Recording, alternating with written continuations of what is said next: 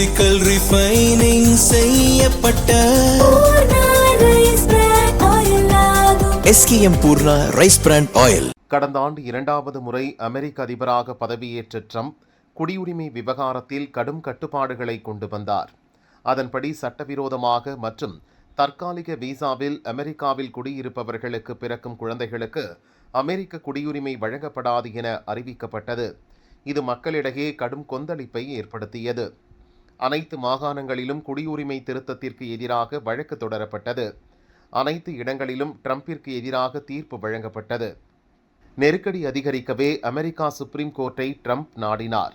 வழக்கை விசாரித்த 9 நீதிபதிகளில் 6 பேர் குடியுரிமை திருத்தத்திற்கு எதிராக பெரும்பான்மை தீர்ப்பை வழங்கினர்.